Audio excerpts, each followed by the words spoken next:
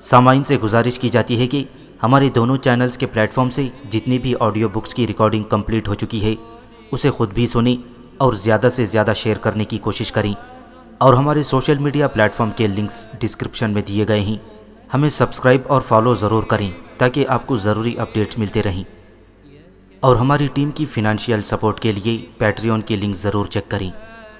جزاک اللہ۔ بسم اللہ الرحمن الرحیم۔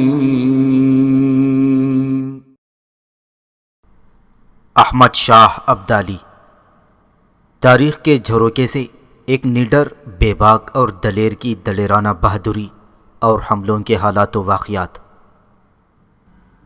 ایپیسوڈ 16۔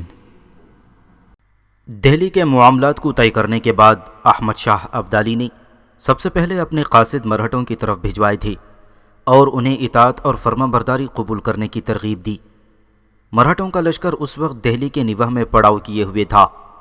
اس لشکر کا اصل جرنیل تو مرہٹوں کے پیشوا بالاجی راؤ کا بھائی رگھوناتھ راؤ تھا، لیکن جب رگھوناتھ راؤ نے دیکھا کہ دہلی کے حکمرانوں اور احمد شاہ ابدالی کے درمیان صلح ہو گئی ہے تو وہ اپنے ایک جرنیل مانک شور کو اپنے لشکر کا کماندار بنانے کے بعد واپس پونا کی طرف چلا گیا تھا، اور اپنے جرنیل مانک شور کو رگھوناتھ نے حکم دے دیا تھا کہ وہ کسی بھی صورت احمد شاہ ابدالی کی اطاعت اور فرما برداری نہ کرے گا، اس لیے کہ مرہٹے ہرگز یہ نہیں چاہتے تھے کہ ہندوستان کی مغل سلطنت اور احمد شاہ ابدالی کے درمیان صلح ہو۔ وہ تو چاہتے تھے کہ احمد شاہ ابدالی کے خلاف جنگ کی جائے اور اسے ہندوستان سے نکال باہر کیا جائے۔ احمد شاہ ابدالی کو نکالنے کے بعد مرہٹے مغل سلطنت پر حملہ آور ہو کر اس پر بھی قبضہ کرنے کے خواب دیکھ رہے تھے۔ لہٰذا جب احمد شاہ ابدالی کے قاصد مرہٹوں کے لشکر میں پہنچے اور لشکر کے سپہ سالار مانک شور کو احمد شاہ ابدالی کا پیغام دیا گیا تو مانک شور نے بڑے سخت الفاظ میں احمد شاہ ابدالی کی تابعداری اور فرما برداری قبول کرنے سے انکار کر دیا، اور قاصدوں کے ہاتھ کہلا بھیجا کہ احمد شاہ ابدالی سے کہہ دیا جائے کہ یہ مغل سلطنت نہیں کہ جو پکے ہوئے پھل کی طرح ان کے سامنے آ گرے گی، اور اگر کھلے میدانوں میں احمد شاہ ابدالی نے مرہٹوں سے ٹکرانے کی کوشش کی تو مرہٹے اسے دن کے وقت تارے دکھا دیں گے، اسے ایسے ناخن چنے چبوائیں گے کہ احمد شاہ ابدالی کابل کی طرف بھاگنے کی راہیں تلاش کرتا پھرے گا۔ یہ پیغام جب احمد شاہ ابدالی کو پہنچا تو احمد شاہ ابدالی نے مرہٹوں سے ٹکرانے کا عزم کر لیا تھا۔ مرہٹوں کی طرف سے یہ جواب ملنے کے بعد احمد شاہ ابدالی نے اپنے قاصد بھرت پور کے راجہ سورج مل کے بیٹے جواہر سنگھ کی طرف روانہ کیے، جو لاہور کے نواح میں اپنے لشکر کے ساتھ پڑاؤ کیے ہوئے تھا۔ اسے بھی احمد شاہ ابدالی نے اپنی اطاعت اور فرما برداری قبول کرنے کی ترغیب دی۔ جو قاصد احمد شاہ ابدالی نے جواہر سنگھ کی طرف بھجوائے تھے انہوں نے بھی واپس آ کر ویسا ہی جواب احمد شاہ ابدالی کو سنایا جیسا جواب اسے مرہٹوں کی طرف سے ملا تھا۔ سورج مل کے بیٹے جواہر سنگھ نے بھی احمد شاہ ابدالی کی فرما برداری قبول کرنے سے انکار کر دیا تھا اور احمد شاہ ابدالی کو کھلے میدانوں میں جنگ کی دعوت دے ڈالی تھی۔ اس صورتحال میں احمد شاہ ابدالی نے عبداللہ، شاہ ولی خان، جہان خان اور برخوردار خان کو اپنے خیمے میں طلب کیا۔ جب یہ چاروں احمد شاہ ابدالی کے خیمے میں آئے تو احمد شاہ ابدالی نے ان سب کو اپنے سامنے بیٹھنے کو کہا۔ جب وہ اپنی اپنی نشستوں پر بیٹھ گئے تو احمد شاہ ابدالی انہیں مخاطب کر کے کہنے لگا، سنو میرے رفیقان کار، تم جانتے ہو ہم نے باری باری مرہٹوں اور بھرت پور کے راجہ سورج مل کے بیٹے کو فرما برداری کا پیغام بھیجا تھا، لیکن انہوں نے ہماری فرما برداری اختیار کرنے کے بجائے ہمیں جنگ کی دعوت دے دی اور ہم ان کی اس دعوت کو قبول کر چکے ہیں۔ سنو میرے عزیزوں، پہلے مرہٹوں کے خلاف جنگ آرائی کی جائے گی۔ میں یہاں تمہیں یہ بھی بتاتا چلوں کہ مرہٹے اور بھرت پور کا راجہ سورج مل ایک دوسرے کے بدترین دشمن ہیں، اور وہ جنگ میں ایک دوسرے کی مدد نہیں کریں گے، اور اگر وہ ایک دوسرے کی مدد کریں گے تو اس کا بھی ہم دفاع کر کے رہیں گے۔ میرے ساتھیوں، لشکر پہلے ہی 4 حصوں میں تقسیم ہے۔ سب سے پہلے شاہ پسند کا دستہ آگے بڑھے گا، اس کے ذمے مرہٹوں پر ضرب لگانے کا کام لگایا جائے گا۔ جس وقت شاہ پسند مرہٹوں پر حملہ آور ہوگا اس وقت شاہ ولی خان اور جہان خان اپنے اپنے لشکروں کے ساتھ مرہٹوں کے دائیں اور بائیں طرف اپنے اپنے لشکروں کے ساتھ آگے بڑھیں گے تاکہ ان اطراف میں مرہٹوں کو کوئی مدد اور کمک نہ پہنچنے پائے، اور نہ ہی وہ اس سمت سے شاہ پسند سے بھاگ کر اپنی جانیں بچا سکیں گے۔ لشکر کا چوتھا حصہ میری کمانداری میں ہوگا اور برخوردار خان میری کمانداری میں کام کرے گا۔ میں اپنے لشکر کے ساتھ اس بات پر نگاہ رکھوں گا کہ سورج مل کے بیٹے جواہر سنگھ کا لشکر مرہٹوں کی مدد کے لیے نہ پہنچ سکے، اور اگر وہ ایسا کریں گے تو میں اپنے حصے کے لشکر کے ساتھ جواہر سنگھ پر حملہ آور ہو جاؤں گا۔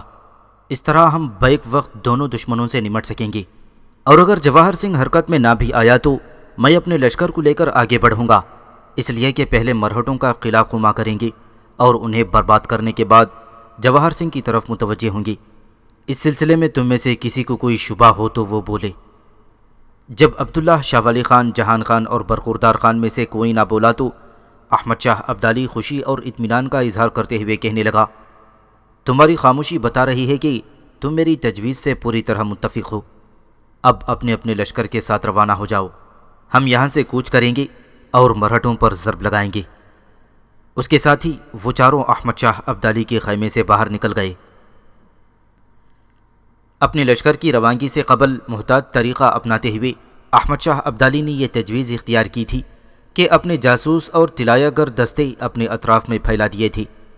یہ طلایہ گر دستے اور جاسوس ایسے خونخوار تھے کہ جہاں کہیں بھی انہیں دشمن کا کوئی جاسوس ملتا اس کی گردن کاٹ کر رکھ دیتے۔ یہ کام کرنے کے بعد احمد شاہ ابدالی کا لشکر آگے بڑھا۔ عبداللہ اپنے لشکر کے ساتھ سیدھا مرہٹوں کے لشکر کی طرف بڑھا تھا، اور جس کی کمانداری سکھ مرہٹوں کا ایک نامور جرنیل مانک شور کر رہا تھا، جبکہ جہان خان اور شاہ ولی خان کافی فاصلہ رکھ کر مرہٹوں کے لشکر کے دائیں بائیں پہلوؤں پر دور تک پھیل گئے تھے۔ مرہٹوں کو صرف یہی خبر ہونے پائی تھی کہ شاہ پسند ان کے مقابلے پر آ رہا ہے، انہیں ان کے مخبر یہ اطلاع نہ کر سکے تھی کہ ان کے اطراف میں شاہ ولی خان اور جہان خان بھی اپنے لشکروں کے ساتھ پھیل چکے ہیں، اس لیے کہ احمد شاہ ابدالی نے جو اپنے جاسوس اور طلایہ گر دستے روانہ کیے تھے انہوں نے مرہٹوں کے جاسوسوں کو پکڑ کر ان کا صفایا کر دیا تھا، لہٰذا مرہٹوں کو صحیح خبریں نہ پہنچ پا رہی تھیں۔ عبداللہ جب اپنے لشکر کے ساتھ مرہٹوں کے سامنے آیا تو مرہٹوں کا جرنیل مانک شور بے حد خوش اور مطمئن تھا۔ اس نے اندازہ لگا لیا تھا کہ اس قدر لشکر کو لمحہ بھر کے اندر وہ اپنے سامنے سے بھاگ جانے پر مجبور کر دے گا۔ اسی خوش فہمی کے تحت مانک شور نے حملہ آور ہونے میں پہل کر دی تھی۔ مانک شور کی سرکردگی میں مرہٹے، جو بڑے خونخوار اور تلوار کے دھنی خیال کیے جاتے تھے، دشت جنون میں آندھیوں کے حریف، تعصبات کی سرسر، موت کی کھلی آغوش کی طرح عبداللہ اور اس کے لشکر پر حملہ آور ہوئے تھے۔ وہ عبداللہ کی اگلی صفوں پر زہر بھری فضاؤں میں عصیان میں ڈوبی ہوئی انسانیت کی عریانی اور فرغل پوش اژدہے کی طرح ٹوٹ پڑے تھے۔ بڑی تیزی سے حملہ کرتے ہوئے انہوں نے فکر کے قاتل اور جذبات کے جلاد بن کر عبداللہ کے لشکر کے اندر دور تک گھسنے کی کوشش کی تھی۔ دوسری طرف عبداللہ بھی اپنے لشکر کے ساتھ بڑا محتاط، بڑا مستعد تھا۔ مرہٹوں کے اس حملے کو کمال جرأت مندی کا مظاہرہ کرتے ہوئے روکا۔ اس نے جوابی حملہ نہیں کیا، بلکہ حوادث میں ایک حادثہ حلقہ خود ساز کی تقدیر، زمین کا جگر نہ آسودہ اور سیسا پلائی دیوار بن کر مرہٹوں کے حملوں کو روکتا رہا۔ مرہٹے عبداللہ کے مقابلے میں تعداد میں بہت زیادہ تھے، لہٰذا عبداللہ کسی طریقے، کسی جنگی چال کے تحت انہیں اپنے سامنے زیر اور مغلوب کرنے کا تہیہ کیے ہوئے تھا۔ عبداللہ نے جب اندازہ لگایا کہ حملہ آور ہونے میں مرہٹوں نے اپنا پورا زور صرف کر دیا ہے، اور یہ کہ اپنی پوری قوت لگانے کے باوجود بھی وہ اس کی صفوں کے اندر گھسنے میں کامیاب نہیں ہوئے، تب عبداللہ نے اپنے چہرے سے صبر و تحمل کی کرنوں کا نقاب اتار پھینکا۔ بحر کا طوفان، فطرت کے مرقع، وقت کے دھارے میں حوادث کی لہروں کی طرح وہ حرکت میں آیا۔ دفاع سے نکل کر وہ جارحیت پر اتر آیا، اور مرہٹوں پر وہ دہکتی ہواؤں، سلگتی فضاؤں، وقت کے کرب مسلسل، ہزاروں سماعتوں کی مکروہ آوازوں، صحرا میں نفرتوں کے سیلاب، اور اس آگ کی طرح حملہ آور ہوا تھا جس میں بحر و بر سبھی ابل اور پگھل پڑیں۔ دونوں طرف سے زوردار حملوں کی بنا پر دہلی کے نواح میں میدان جنگ عجیب سی کیفیت اختیار کر گیا تھا۔ دھواں زدہ زمین کی کراہ اور لرزتے کانپتے سانسوں سے لگتا تھا آسمان کی گردش، دھواں زدہ زمین کی کراہ اور لرزتے کانپتے سانسوں میں قضا کی زنجیریں کھڑکھڑانے لگی ہوں۔ میدان جنگ یوں خون آلود ہونے لگا تھا جیسے صبح کی رگ رگ سے خون رس پڑا ہو۔ ہر کوئی یوں ایک دوسرے کا گلا کاٹنے کے درپے تھا، گویا زمین کے ہاتھ خلاف معمول آسمان کی طرف دراز ہونا شروع ہو گئے ہوں۔ میدان جنگ میں چاروں طرف ایک شور، ایک واویلا مچ گیا تھا، کوئی بھی آواز صاف سنائی نہ دے رہی تھی۔ چیخیں پکاریں گھوڑوں کے ہنہنانے کی آوازیں ایسا سما باندھ گئی تھیں جیسے راہوں کے مناجات میں، جیسے کاہنوں کے نیاز میں وقت کی ہولناک آوازیں گھسنا شروع ہو گئی ہوں۔ کافی دیر تک یہ ہولناک جنگ جاری رہی۔ میدان جنگ کے بائیں طرف ایک لشکر کے ساتھ جہان خان اور دائیں طرف شاہ ولی خان بڑی بے چینی سے جنگ کے نتائج کا انتظار کر رہے تھے، اس لیے کہ ان کے مخبر جنگ کے لمحے لمحے کی خبریں ان تک پہنچا رہے تھے۔ دوسری طرف عقب میں احمد شاہ ابدالی بھی بڑی بے چینی اور شدت کے ساتھ جنگ کے نتائج کا منتظر تھا، اس لیے طلایہ گر دستے بھی مرہٹوں کے ساتھ عبداللہ کی جنگ کے ایک ایک ساعت کی خبریں اس تک پہنچا رہے تھے۔ میدان جنگ مرکب جہل کا فطور بنا رہا۔ صحرا کا سکوت، قبر کی خاموشیاں انسانی جسموں کو تو کاٹتی رہی تھیں، کہکشاؤں کی چپ، فضاؤں کا سراسیمہ حصار روحوں کو آواز دیتا رہا تھا۔ میدان جنگ تلاتم کا ایک خروش بنا ہوا تھا۔ ماہ و سال کے بہتے سیلاب میں اجالوں کے جنازے نکلتے جا رہے تھے۔ وقت کی اٹھتی بساط میں آندھیوں کی دستک کے سامنے تمدن کے سفنے غرق ہو رہے تھے۔ ابن آدم لہو لہو اور اس کے عزائم خون خون ہوتے رہے تھے۔ مرہٹے جو ہندوستان کی سرزمین میں اپنی تیغ زنی اور اپنی شجاعت میں اپنے آپ کو بے مثال اور ناقابل تسخیر خیال کرتی تھی، ان کا ارادہ تھا کہ وہ وقت کے دام میں کسی کوزہ گر کی طرح طوفانی انداز میں حرکت کرتے ہوئے عبداللہ اور اس کے لشکریوں کو اپنے سامنے سے مار بھگائیں، لیکن ان کی ہر امید، ہر تمنا ناکام و نامراد ہوئی تھی، اس لیے کہ عبداللہ نے ان پر زندگی کے سفیر، اجالوں کے ضمیر، صبح کے بشیر کی طرح ضربیں لگاتے ہوئے بہت جلد ان کی حالت ظلمتوں کے سیل میں صدیوں کی خاموشی، حادثوں اور آندھیوں میں نمناک آنکھوں کی نمی اور بجلیوں اور زلزلوں میں زخموں کی فراش جیسی بنا کر رکھ دی تھی۔ تھوڑی دیر کی مزید جنگ کے بعد مرہٹے خود محسوس کرنے لگے تھے کہ ان کے لشکر کے اندر رکنے اور افراتفری کی ابتدا ہو چکی ہے۔ ایسے موقع پر عبداللہ نے خوب فائدہ اٹھایا۔ اس نے اپنے حملوں میں مزید تیزی پیدا کر دی، اور پھر وہ وقت بھی آیا کہ عبداللہ نے اپنے تیز حملوں اور جان لیوا ضربوں سے مرہٹوں کی اگلی صفوں کو پوری طرح ادھیڑ کر رکھ دیا تھا۔ جب مرہٹوں کی اگلی صفوں میں افراتفری اور بد نظمی پھیلی تو عبداللہ ان پر پوری طرح چھا گیا اور قتل عام کر کے رکھ دیا تھا۔ اس کے بعد وہ پچھلی صفوں پر ٹوٹ پڑا تھا۔ عبداللہ اور اس کے تیز حملوں کے سامنے مرہٹوں کے سارے ولولے اور عزائم اب دھواں دھواں اور خواب خواب ہو کر رہ گئے تھے۔ مرہٹے اب جنگ میں عبداللہ اور اس کے لشکریوں کا سامنا کرتے ہوئے کترا رہے تھے۔ مرہٹوں کے جرنیل مانک شور نے جب اپنے لشکر کی بکھرتی ہوئی حالت کا اندازہ لگایا تو چپ چاپ اس نے اپنے لشکر کو پسپا ہونے کا حکم دے دیا۔ جو ہی مرہٹے پسپا ہوئے، عبداللہ اپنے لشکر کے ساتھ ان پر ٹوٹ پڑا۔ ایسے زوردار حملے کیے کہ ہزاروں مرہٹوں کو اس نے کاٹ کر رکھ دیا۔ جو بچے اور بھاگ نکلے اس کا اس نے تعاقب شروع کر دیا۔ یہ تعاقب دور تک جاری رہا۔ اکثر مرہٹوں کو عبداللہ نے موت کے گھاٹ اتار دیا۔ بہت کم لوگ اپنی جانیں بچا کر بھاگنے میں کامیاب ہوئے تھے۔ ان بھاگ نکلنے والوں میں مرہٹوں کا جرنیل مانک شور بھی شامل تھا۔ اس کے بعد عبداللہ اپنے لشکر کے ساتھ پلٹا اور مرہٹوں کے پڑاؤ پر اس نے قبضہ کر لیا۔ دوسری طرف احمد شاہ ابدالی، جہان خان، شاہ ولی خان کو بھی عبداللہ کی اس شاندار فتح اور مرہٹا جرنیل مانک شور کی بدترین شکست کی خبر پہنچ گئی تھی، لہٰذا ان تینوں نے اپنے اپنے لشکر کے ساتھ عبداللہ کی طرف کوچ کیا تھا۔ عبداللہ اپنے لشکر کے ساتھ مرہٹوں کے پڑاؤ کی ہر شے سمیٹ کر فارغ ہوا ہی تھا کہ احمد شاہ ابدالی، شاہ ولی خان اور جہان خان بھی اپنے اپنے لشکروں کے ساتھ وہاں پہنچ گئے اور عبداللہ کے لشکر کے اطراف میں ان کے لشکریوں نے پڑاؤ کر لیا تھا۔ احمد شاہ ابدالی کا استقبال کرنے کے لیے عبداللہ جب اس کے سامنے آیا تو عبداللہ کو احمد شاہ ابدالی نے گلے سے لگا لیا، اس کی پیشانی چومی، پھر احمد شاہ ابدالی عبداللہ کو مخاطب کر کے کہنے لگا، بیرم خان کے بیٹے، پنجاب کے ان کھلے اور وسیع میدانوں میں تو نے کیا خوب اپنے آپ کو قابل شکست سمجھنے والے مرہٹوں کے نفس نفس کی امیدوں میں خار بد اما پسپائیاں، ان کے خیالات کے ہجوم میں زہر اگلتی پستیاں، ان کے عقیدوں کی جہتوں میں دہکتی آگ جیسی بدترین ہزیمتیں، اور ان کی نگاہ و فکر کے زاویوں میں کیا خوب تو نے اجاڑ معبدوں اور مکیدوں کی ویرانیاں بکھر کر رکھ دی ہیں۔ بیرم خان کے بیٹے، تو ان مرہٹوں پر برستے بادلوں، دھواندار گھٹاؤں اور تیرو تار خزاؤں کی طرح نازل ہوا تھا اور انہیں اپنے سامنے مار بھگانے میں کامیاب ثابت ہوا۔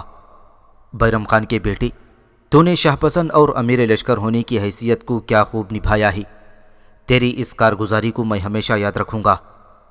اس کے ساتھ ہی احمد شاہ ابدالی نے اپنے گھوڑے کی خرجین سے نقدی کی بھاری تھیلی نکالی اور عبداللہ کے گھوڑے کی خرجین میں ڈالتے ہوئے کہا، بیرم خان کے محترم اور عزیز بیٹے، یہ تمہاری اس شاندار فتح کا انعام ہے۔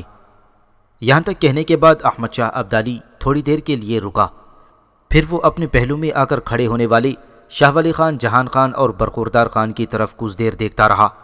پھر وہ شاہ ولی خان کو مخاطب کر کے کہنے لگا، شاہ ولی خان، آج اور ابھی تیز رفتار قاصد قندھار کی طرف روانہ کرو اور حکم جاری کرو کہ میری واپسی تک قندھار کے شاہی محل کے اطراف میں 2 بہترین سکونتی مکان تعمیر ہونے چاہیے، ایک شاہ پسند کے لیے اور دوسرا اس کے چچا زاد بھائی قاسم خان کے لیے، جو اب تمہارا داماد بھی ہے۔ احمد شاہ کا یہ فیصلہ سن کر شاہ ولی خان نے مسکراتے ہوئے اس بات میں سر ہلا دیا۔ اس کے بعد احمد شاہ ابدالی پھر بولا اور سب کو مخاطب کر کے کہنے لگا، سنو میرے رفیقان، اپنے اپنے لشکروں کو یہیں پڑاؤ کرنے کا حکم دے دو۔ چند دن تک لشکری یہاں آرام کریں گے، تازہ دم ہونے کے بعد پھر ہم بھرت پور کے راجہ سورج مل کے بیٹے جواہر سنگھ کے لشکر کے خلاف حرکت میں آئیں گے۔ جنگ کا طریقہ کار وہی ہوگا جو ہم نے مرہٹوں کے خلاف استعمال کیا ہے۔ اس طرح ہمیں امید ہے کہ ہم جواہر سنگھ کا اس کی راجدھانی تک تعاقب کریں گے۔ اب تم لوگ اپنے اپنے لشکروں کو پڑاؤ کرنے کا حکم دو۔ احمد شاہ ابدالی کا یہ حکم سنتے ہی شاہ ولی خان، جہان خان اور برخوردار خان پیچھے ہٹ گئے اور لشکروں کو پڑاؤ کرنے کا حکم دے رہے تھے، جبکہ عبداللہ کے حصے کا لشکر پہلے ہی وہاں خیمہ زن ہو چکا تھا۔ حسین اور پرجمال کامنی اپنے گھوڑے کو آہستہ آہستہ ہانکتی ہوئی بھرت پور کے شاہی محل میں داخل ہوئی تھی۔ اسے دیکھتے ہی محل کے سائس اس کا گھوڑا پکڑنے کے لیے اس کی طرف لپکے تھے اور ساتھ ہی محل میں اس کی آمد کا شور مچ گیا تھا۔ جس وقت سائس اس کا گھوڑا پکڑ کر استبل کی طرف لے جا رہی تھی، اسی وقت محل کے اندرونی حصے سے کامنی کا باپ سورج مل اور اس کی ماں رام کلی بھی نکل آئی تھی۔ انہیں دیکھتے ہی کامنی بھاگی اور باری باری ان سے گلے مل گئی تھی۔ پھر وہ دونوں کامنی کا ایک ایک بازو تھامے محل کے اندر لے گئی تھی۔ کامنی کے ماتا اور پتا اسے محل کے ایک کمرے میں لے گئے۔ دونوں نے کامنی کو اپنے پاس بٹھایا۔ پھر کامنی کا باپ سورج مل بڑی شفقت، بڑے پیار سے کامنی کو مخاطب کرتے ہوئے کہنے لگا، کامنی بیٹی، تو نے 2 سال کا عرصہ ہم سے جدا رہ کر گزارا ہے۔ وہ عرصہ ہم دونوں میاں بیوی نے کیسے کاٹا اس کا مت پوچھنا۔ بیٹی، ایک ایک گھڑی، ایک ایک لمحہ تمہارے انتظار میں گزارنا مشکل اور دو بھر ہو رہا تھا۔ پر یہ تو کہو، تم نے جاسوسوں کے ذریعے یہ اطلاع بھیجی تھی کہ تم احمد شاہ ابدالی کے جرنیل شاہ پسند کو اپنا اسیر اور قیدی بنا کر اپنے ساتھ لاؤ گی، لیکن میری بیٹی، میں دیکھتا ہوں کہ تم اکیلی ہی آئی ہو۔ جواب میں کامنی نے احمد شاہ ابدالی کے لشکر سے نکلنے، عبداللہ کو اپنا اسیر بنانے اور پھر اس کے بعد پیش آنے والے واقعات اپنے ماں باپ کو تفصیل کے ساتھ سنا ڈالے تھے۔ اس پر سورج مل کسی قدر اطمینان کا اظہار کرتے ہوئے کہنے لگا، کوئی بات نہیں بیٹی، اگر تم اسے اپنا قیدی اور اسیر بنا کر ساتھ نہیں لا سکی تو اس سے کوئی فرق نہیں پڑتا۔ اب ہم تو اس پر بھی شکر گزار ہیں کہ تم احمد شاہ ابدالی کے لشکر سے اپنی جان کی سلامتی کے ساتھ واپس آنے میں کامیاب ہو گئی ہو۔ یہاں تک کہتے کہتے بھرت پور کا راجہ سورج مل چپ ہو گیا تھا، اس لیے کہ اس کا ایک پہرے دار اندر آیا اور اسے مخاطب کر کے کہنے لگا، مہاراج، میدان جنگ کی طرف سے ایک جاسوس آیا ہے اور وہ آپ سے کچھ پوچھنا چاہتا ہے۔ سورج مل اپنی جگہ پر بیٹھا رہا اور پہرے دار کو مخاطب کر کے کہنے لگا، اسے فوراً اندر بھیجو تاکہ میں جانوں کہ وہ کیا کہنا چاہتا ہے۔ وہ پہرے دار باہر نکل گیا تھا۔ تھوڑی دیر بعد وہ ایک جاسوس کو اپنے ساتھ لے کر آیا اور سورج مل کے استفسار پر وہ کہنے لگا، مہاراج، میں یہ بری خبر لے کر آیا ہوں کہ احمد شاہ ابدالی کے جرنیل عبداللہ نے، جسے شاہ پسند کہا جاتا ہے، پنجاب کے کھلے اور وسیع میدانوں میں مرہٹوں کو بدترین شکست دی ہے۔ مرہٹوں کے لشکر کا جرنیل مانک شور بڑی مشکل سے شاہ پسند کے ہاتھوں جان بچا کر بھاگ نکلنے میں کامیاب ہوا ہے۔ مرہٹوں کو شکست دینے کے بعد اب احمد شاہ ابدالی کا یہ جرنیل آپ کے بیٹے جواہر سنگھ کا رخ کرے گا۔ یہ خبر سنتے ہی سورج مل اپنی جگہ سے اٹھ کھڑا ہوا اور اپنی بیٹی کامنی کی طرف بڑے پیار سے دیکھتے ہوئے کہنے لگا، کامنی میری بیٹی، تم دونوں ماں بیٹی آپس میں گفتگو کرو، میں چلتا ہوں اور جواہر سنگھ کو یہاں سے مزید کمک روانہ کرنے کے انتظامات کرتا ہوں۔ احمد شاہ ابدالی کا جرنیل شاہ پسند میرے بیٹے جواہر سنگھ پر اگر حملہ آور ہوتا ہے تو میرے بیٹے کے پاس اس قدر لشکر ہونا چاہیے کہ وہ احمد شاہ ابدالی کے اس جرنیل کو شکست دے کر اور اس کا سر کاٹ کر اپنی راجدھانی میں لوٹے۔ اس کے ساتھ ہی سورج مل بڑی تیزی سے اس کمرے سے نکل گیا۔ سورج مل کے جانے کے بعد کامنی کی ماں رام کلی تھوڑی دیر تک اسے بڑے غور سے دیکھتی رہی، پھر وہ بولی اور کامنی کو مخاطب کر کے کہنے لگی، کامنی میری بیٹی، اگر تو برا نہ مانے تو ایک بات تجھ سے پوچھوں۔ اس پر کامنی نے چونک کر اپنی ماتا کی طرف دیکھا اور کہنے لگی، پوچھو ماتا، تم کیا کہنا چاہتی ہو؟ میں تمہاری بات کا کیوں برا مانوں گی؟ اس پر رام کلی پوچھنے لگی، دیکھ میری بیٹی، جس وقت آنے والے جاسوس نے احمد شاہ ابدالی کے جرنیل شاہ پسند کے متعلق خبر دی تھی کہ اس نے مرہٹوں کے جرنیل مانک شور کو شکست دی ہے، تو اس وقت تیرے چہرے پر ہلکی ہلکی مسکراہٹ نمودار ہوئی تھی، اور جس وقت تیرے باپ نے اٹھتے ہوئے یہ کہا تھا کہ جواہر سنگھ کو کمک روانہ کرنی چاہیے تاکہ وہ احمد شاہ ابدالی کے جرنیل شاہ پسند کا سر کاٹ کر اپنی راجدھانی میں لوٹے، اس وقت تیرے چہرے پر دکھ اور افسردگی کے آثار نمایاں ہوئے تھے۔ بیٹی، کیا میں ان تاثرات کی وجہ پوچھ سکتی ہوں؟ اس پر کامنی تھوڑی دیر تک خاموش رہی، پھر وہ اپنی ماں رام کلی کو مخاطب کر کے کہنے لگی، دیکھو ماتا، میں تم سے ہر بات سچ اور حقیقت پر مبنی کہوں گی، گو سچی بات کڑوی لگتی ہے، پر میں تم سے جھوٹ نہیں بولوں گی۔ بات یہ ہے کہ جس وقت احمد شاہ ابدالی کے جرنیل شاہ پسند نے لاہور کی نواح میں مجھے شکست دی تھی اور مجھے اسیر کر لیا تھا، اس وقت سے مجھے اس سے بے انتہا نفرت ہو گئی تھی۔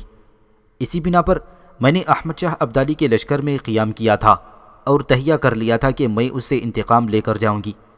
مجھے 2 سال تک وہاں قیام کرنا پڑا تھا، اس لیے کہ وہ ابھی نو عمر تھا اور مغرب کے شہر نادر آباد میں ایک حربی اور دینی مکتب میں زیر تعلیم تھا۔ پھر وہ 2 سال بعد اپنی تعلیم مکمل کر کے لوٹا تھا تو میں نے اس پر اپنی محبت کا اظہار کیا، لیکن میں دنگ رہ گئی کہ اس نے میری خوبصورتی، میرے جسم کی پرکشش ساخت کو کوئی اہمیت ہی نہ دی اور محبت کا جواب محبت سے نہ دیا۔ اس سے اس کے خلاف میری نفرت میں مزید اضافہ ہو گیا تھا۔ پھر جیسا کہ میں پہلے بتا چکی ہوں کہ میں اسے ایک طرح سے اسیر بنانے میں کامیاب ہوئی تھی، لیکن حالات کی بدقسمتی کہ راستے میں میرے محافظوں کو مرہٹوں نے قتل کر دیا اور وہ مجھے پکڑ کر رگھوناتھ کے پاس لے جانا چاہتے تھے۔ رگھوناتھ کا یہ حکم تھا کہ کامنی کو اس کے پاس لایا جائے تاکہ وہ میری آبرو اور عزت کو داغدار کر کے اس کے باپ کے پاس واپس لوٹا دے۔ پر ماتا، دیکھو، شاہ پسند بدترین دشمن تھا، وہ اس موقع پر چاہتا تو میرا سر قلم کر سکتا تھا، لیکن ماتا، اس نے میری عصمت، میری عظمت و عفت کو ترجیح دی۔ میری خاطر، میری حفاظت، میری عصمت کو بچانے کے لیے وہ ان مرہٹوں سے ٹکرا گیا۔ مرہٹوں کا خاتمہ کرنے کے بعد شاہ پسند چاہتا تو تلوار کے ایک ہی وار سے میری گردن کاٹ کر میرا خاتمہ بھی کر سکتا تھا، لیکن اس نے ایسا نہیں کیا اور مجھے میرے حال پر چھوڑ دیا۔ اس موقع پر میں نے اس سے معافی بھی مانگی اور ساتھ جانے کے لیے اس کی منت سماجت کی، لیکن اس نے مجھے اپنے ساتھ لے جانے سے انکار کر دیا۔ سو ماتا، میں یہیں چلی آئی اور اس موقع پر جس وقت انہوں نے مرہٹوں کے سامنے میری عزت اور میری عصمت کو اپنی جان پر ترجیح دی تھی تو میرے دل میں ساری نفرت ان سے شدید محبت میں تبدیل ہو گئی تھی۔ اسی محبت کے تحت میں نے ان کی فتح کی خبر سنی تو میرے چہرے پر تبسم نمودار ہوا، اور جب میرے پتا نے ان کا سر کاٹنے کے عزم کا اظہار کیا تو میرے چہرے پر اداسی اور افسردگی چھا گئی۔ میری اس 2 طرفہ کی کیفیت کی وجہ یہی ہے۔ اب ماتا، میں نے سچائی کے ساتھ یہ بات آپ پر انکشاف کر دیا ہے، اب مجھے امید ہے کہ آپ اس معاملے میں میری مدد کریں گی۔ کامنی کی یہ ساری گفتگو سن کر تھوڑی دیر تک رام کلی گردن جھکا کر کچھ سوچتی رہی، اور پھر کامنی کو مخاطب کر کے پوچھنے لگی، کامنی میری بیٹی، کیا تو احمد شاہ ابدالی کے جرنیل شاہ پسند سے ایسی محبت کرتی ہے کہ تو اس سے بیاہ کرنا چاہتی ہے، اسے اپنا پتی بنانا چاہتی ہے؟ کھل کر کہو میری بیٹی، تم کیا چاہتی ہو؟ اس پر کامنی نے ایک بار اپنی ماں کی آنکھوں میں آنکھیں ڈال کر دیکھا، پھر اس کی نگاہیں جھک گئیں۔ اس کے بعد وہ کہہ رہی تھی، ماتا، اب شاہ پسند میرے لیے آندھیوں کے سندیسوں میں بہتے پانیوں کی جھنکار جیسا ہے۔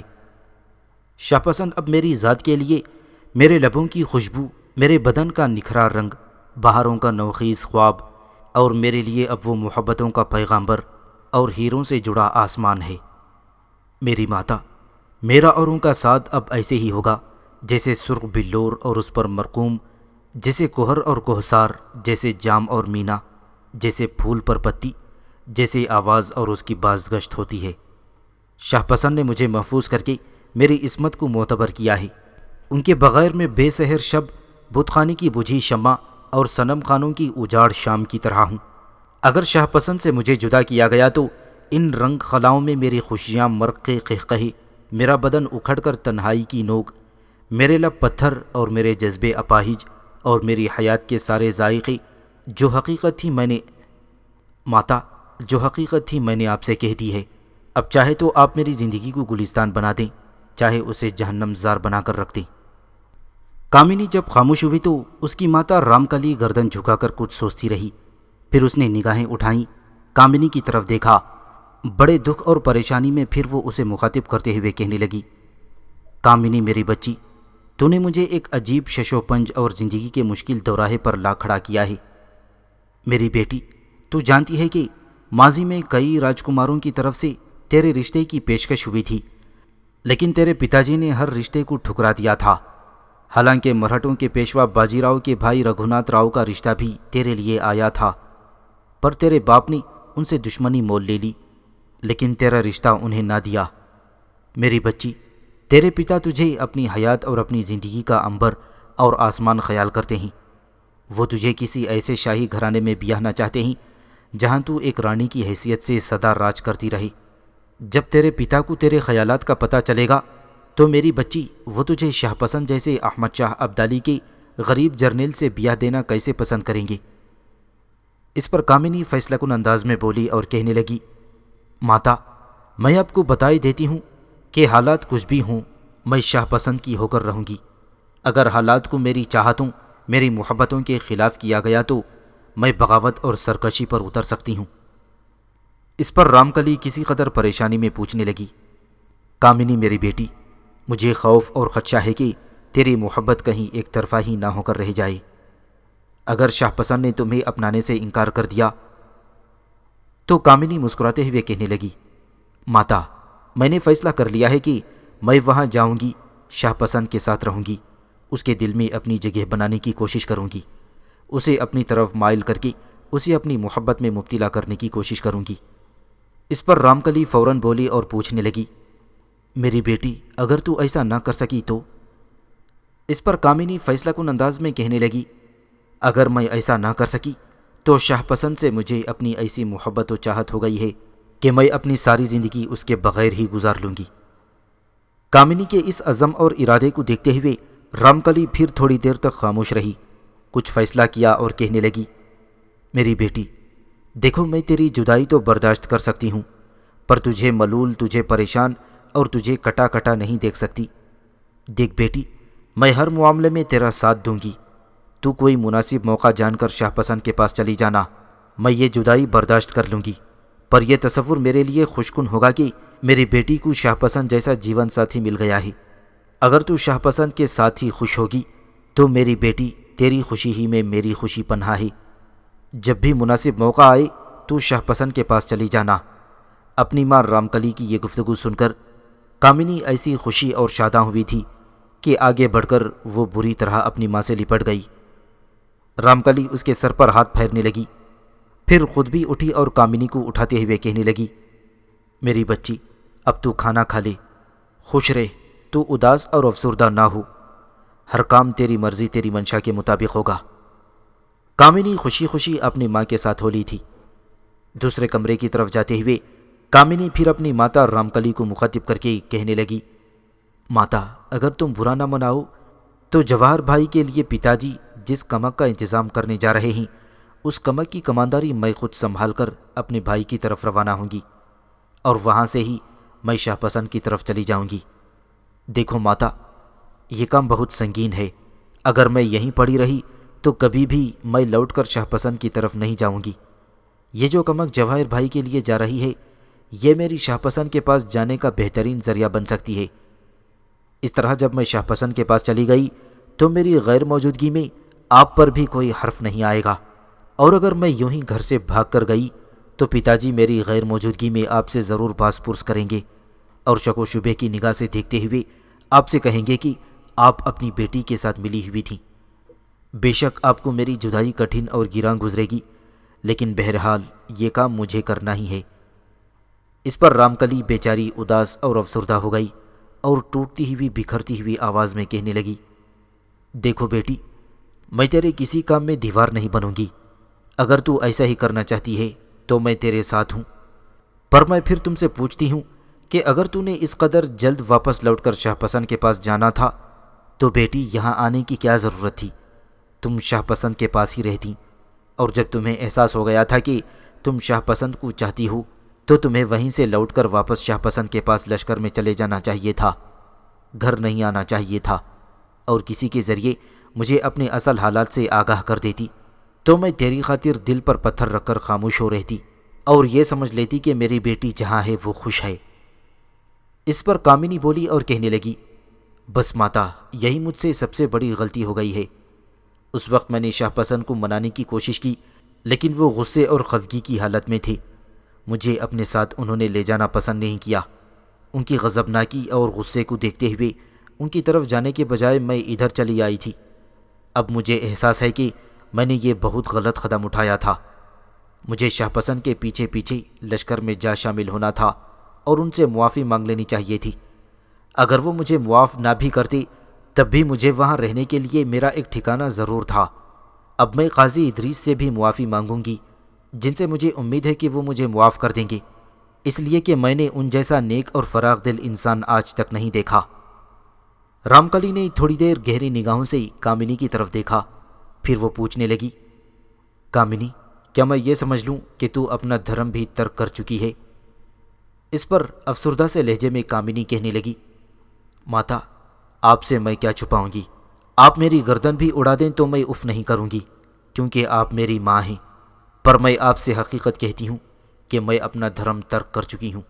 میں 2 سال احمد شاہ ابدالی کے لشکر میں رہی ہوں اور قاضی ادریس مجھے برابر اپنے دین کی تبلیغ کرتے رہے ہیں، بلکہ میرا وہاں قیام کرنے کا اصل مقصد شاہ پسند سے انتقام لینا تھا، لیکن میں ان کی باتیں غور سے سنتی رہی پر ان پر عمل نہ کرتی تھی۔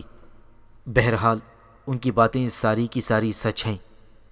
پھر جب میں شاہ پسند کو اغوا کر کے لا رہی تھی اور جس نیک نیتی کے ساتھ انہوں نے مرہٹوں سے میری عزت، میرے ناموس اور میری جان کی حفاظت کی تھی، تو ماتا اس وقت مجھے نہ صرف یہ کہ مسلمانوں کے ضابطۂ اخلاق کا احساس اور شاہ پسند کے کردار کی رفعت اور بلندی کا احساس ہوا تھا، بلکہ اس وقت لگاتار 2 سال تک قاضی ادریس جو مجھے تبلیغ کرتے رہے تھے، اس کا ایک ایک لفظ بھی میرے نگاہوں کے سامنے تصویروں کی طرح پھر گیا تھا۔ ماتا، اس تعلیم کو قبول کرتے وقت میرے ذہن میں منافقت تھی، لیکن اب میں انتہائی خلوص اور سچے دل سے شاہ پسند کے دھرم میں شامل ہو چکی ہوں، اور اپنا دھرم ترک کرنے پر اب مجھے کوئی گردن زدنی بھی قرار دیتا ہے تو مجھے کوئی دکھ اور افسوس نہیں ہوگا۔ کامنی کی اس ساری گفتگو کے جواب میں رام کلی تھوڑی دیر تک گردن جھکائے کچھ سوچتی رہی، پھر وہ بولی اور کامنی کو مخاطب کر کے کہنے لگی، دیکھ کامنی میری بیٹی، تھوڑی دیر تک تمہارے پتا جی لوٹ آئیں گے، تو خود ہی ان سے کہنا کہ جو کمک جواہر بھائی کے لیے جا رہی ہے اس کی کمانداری تم خود کرو گی۔ میں کچھ نہیں کہوں گی، اس لیے کہ اگر میں نے اس وقت تمہاری سفارش کی اور تم لوٹ کر نہ آئی تو پھر یہ بات پھیل جائے گی کہ تم اپنے لشکر سے نکل کر شاہ پسند کی طرف چلی گئی ہو، اور تیرے پتا جی مجھ سے ضرور باز پرس کریں گے کہ میں نے کیوں تمہیں اس کمک کی کمانداری سونپنے کی سفارش کی تھی۔ لہٰذا جو کچھ کرنا ہے تو نے خود نہیں کرنا ہے میری بیٹی، اس معاملے میں میں ایک لفظ بھی نہیں بولوں گی۔ پھر وہ اپنے کمرے میں داخل ہوئی، ایک نشست پر جمتے ہوئے کامنی کہنے لگی، ماتا، آپ فکر مند نہ ہوں، میں خود چاہتی ہوں کہ اس سلسلے میں آپ کوئی بات نہ کریں، کیونکہ میرے بعد پتا جی آپ ہی سے باز پرس کریں گے۔ وہ لوٹ آئیں گے تو میں خود ان سے اس پر بات چیت کروں گی۔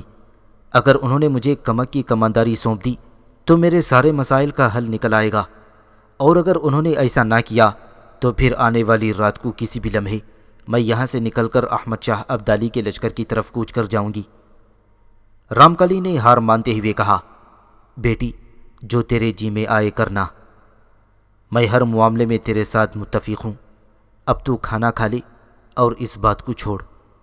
اس کے ساتھ ہی رام کلی نے اس کے سامنے کھانا چن دیا اور وہ خاموشی سے کھانا کھانے لگی تھی۔ کھانا کھا چکنے کے بعد کامنی کافی دیر تک اپنی ماں رامکلی کے ساتھ گفتگو کرتی رہی، یہاں تک کہ اس کا پتا سورج مل اس کمرے میں داخل ہوا۔ جب وہ اس کے قریب آ کر بیٹھا تو کامنی نے بڑے پیار اور محبت میں اسے مخاطب کرتے ہوئے کہنے لگی، پتا جی، جو کمک آپ نے جواہر بھائی کی مدد کے لیے تیار کی ہے اس کا کیا بنا؟ اس پر سورج مل بولا اور کہنے لگا، دیکھو بیٹی، کمک تو بالکل تیار ہے۔ اپنے ساتھ وہ جو کوئی ساز و سامان اور ہتھیار لے کر جائیں گے وہ بھی ان کے حوالے کر دیا گیا ہے، اور وہ کمک ایک سالار کی سرکردگی میں آج شام تک یہاں سے کوچ کرے گی۔ اس پر کامنی فوراً بولی اور کہنے لگی، پتا جی، یہ جو کمک آپ جواہر بھائی کے لیے بھجوا رہے ہیں اس کی کمانداری میں خود کروں تو کیا آپ کو کوئی اعتراض ہوگا؟ اس پر سورج مل نے بڑے غور سے اپنی بیٹی کامنی کی طرف دیکھا، پھر وہ کسی قدر پریشانی کا اظہار کرتے ہوئے کہنے لگا، بیٹی، میں ڈرتا ہوں پھر کہیں تم دشمن کے ہاتھ نہ چڑھ جاؤ اور ہم ایک بار پھر تمہارا انتظار کرنے پر مجبور ہو جائیں۔ کامنی فوراً بولی اور کہنے لگی، اس بار ایسا نہیں ہوگا۔ میں نے اگر شاہ پسند سے انتقام نہ لینا ہوتا تو میں اسی وقت گھر لوٹاتی، اور پھر اب تو میں اپنے بھائی کی کمک بھی لے کر جا رہی ہوں۔ مجھے وہاں رہنا ہوگا، میرا بھائی ساتھ ہوگا۔ اگر کوئی ایسی بات ہوئی یا اگر میرا بھائی میری حفاظت نہ کرے گا اور اگر ہمیں سرحدوں پر خطرہ ہوا تو ہم اپنے مرکزی شہر کی طرف آ جائیں گے۔ پتا جی، یہ میری التماس ہے۔ لاہور شہر کے نواح میں جو مجھے شکست اٹھانا پڑی تھی، میرے لشکر کا جو نقصان ہوا تھا، میں اپنی شکست کا وہ داغ مسلمانوں کے خلاف ایک بار پھر جنگ کر کے دھونا چاہتی ہوں۔ مجھے امید ہے آپ مجھے مایوس نہیں کریں گے۔ کامنی کی اس التجا کے جواب میں سورج مل تھوڑی دیر تک بڑی سنجیدگی سے کچھ سوچتا رہا، پھر اس کے چہرے پر ہلکی ہلکی مسکراہٹ نمودار ہوئی۔ شفقت آمیز انداز میں تھوڑی دیر تک اس نے کامنی کی طرف دیکھا، پھر کہنے لگا، دیکھو بیٹی، میری بچی، اگر تیری یہی مرضی، تیرا یہی ارادہ ہے تو میں تجھے روکوں گا نہیں۔ جس لشکر نے آج کمک کے طور پر جواہر سنگھ کے پاس جانا ہے اس کی کمانداری میری بیٹی تو ہی کرے گی۔ اپنے باپ سورج مل کا یہ جواب سن کر کامنی ایسی خوش ہوئی تھی کہ وہ بری طرح سورج مل سے لپٹ گئی۔ سورج مل نے اس کی پیشانی چومی، سر پر ہاتھ پھیرا، پھر وہ تینوں وہاں بیٹھ کر گھریلو موضوع پر گفتگو کرنے لگی تھی۔ اسی روز شام کے وقت کامنی اس لشکر کی کمانداری کرتی ہوئی اپنے بھائی جواہر سنگھ کی طرف کوچ کر گئی تھی۔